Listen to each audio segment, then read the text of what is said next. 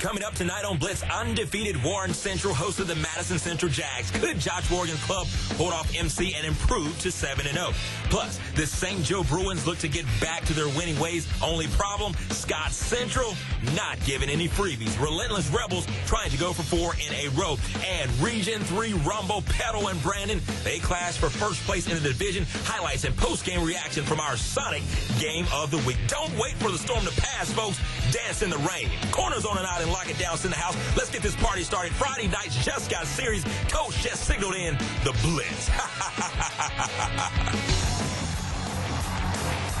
Live from the 16 WAPT studios, it's Friday night, and this is Blitz 16.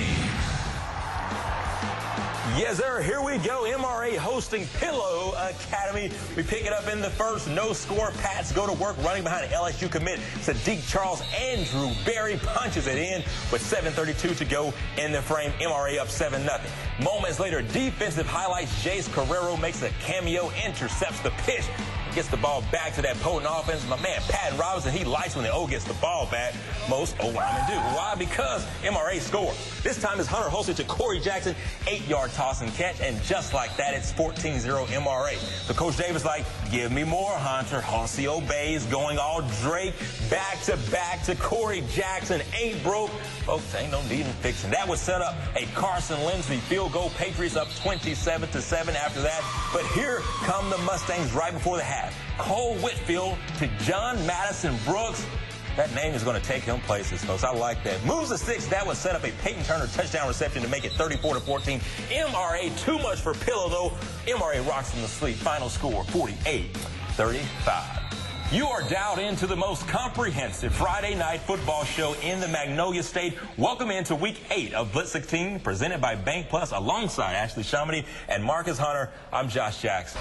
Well, this is the last season Basswood High School will be open. Next year, the Yellow Jackets merge with Prentice, but before they shut those doors, the school looked to end the 2016 football campaign on a good note. They've won 4 championships in a row, and they don't want to stop at that. Heidelberg's Eddie Pierce starts it off. He hits Tyrese Cooley for a 52-yard TD. Extra point on this one. No good. Oilers up 6-0 after that. Welcome back, folks. Second quarter action now, and how about that battle for the Golden Chicken Trophy? Forrest versus Mort. Fried or baked? Your choice. I like mine fried. Sometimes. We kick it off in the first quarter where Jacob Brooks connects with Marquise Jones for the touchdown to close the Bearcats' opening drive, scoring early there. The Panthers looking to respond. Lane Bailey delivers a pass to D.D. Bowie. Folks, D.D. Bowie is pretty good. He was able to pick up a few yards to get the first down and keep that drive going. Bearcats' Charles Anthony Ware Jr. responds by stopping Freddie Hart in his tracks.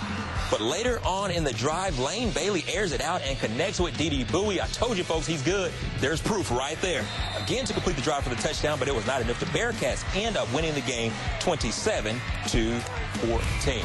You know, Josh, last year, Petal knocked Brandon out of the playoffs 35-0, and after the Bulldogs laid a 21-point beatdown on them during the regular season. And to say Brandon had revenge on their mind tonight might be an understatement. Mr. Game of the Week, Michael Fleet, is here to tell us how this one went down in our Sonic Game of the Week. Hey guys, going into this game, both teams undefeated in region play, but these Brandon Bulldogs confident that they're going to get the win. Dogs looking hungry in this one after Petal beat them twice last season. Junior running back Jordan Willis powers his way into the end zone from 4 yards out. Bulldogs 1 for 1 on drives with a touchdown. Second drive, junior quarterback Brady Anderson rolls right, tosses it up, safety blanket tight end. Reed Tyler grabs it for 6. Dogs lead 14-0. Third drive, and Vincent Butler says, give me the right edge. Hits the afterburners, and goodbye Panthers. 21-0, and the Bulldogs start off 3 for 3 on touchdowns. Petal gets a stop, but backs itself up. Bad snap on the punt. Tyler comes hot off the edge, dives in the pile, and it's another score.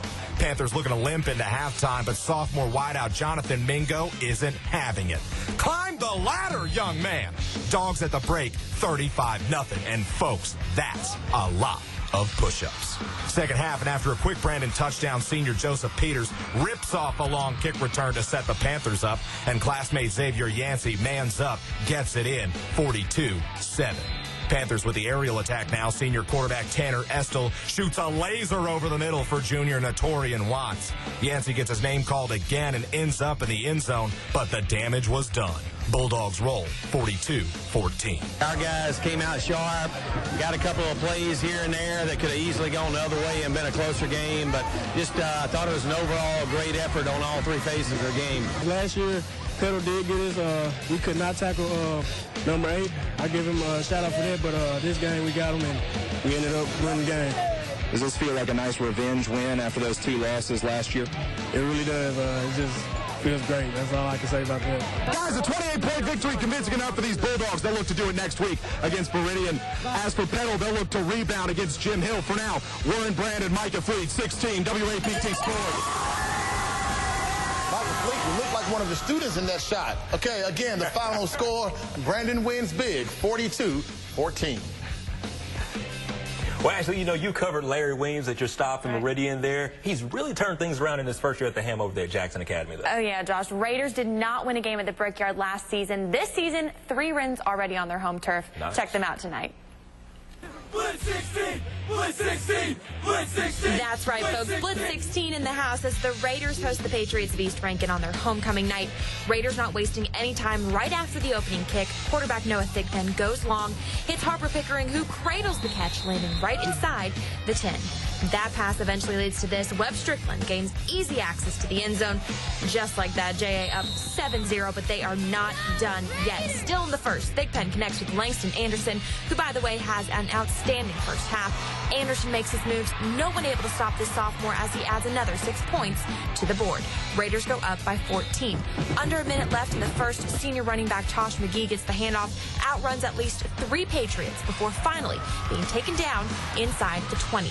That play led to this one a couple possessions later. McGee bulldozing his way into the end zone for another score. It was 21-0 heading into the half, and a happy homecoming for Jackson Academy as they get the W.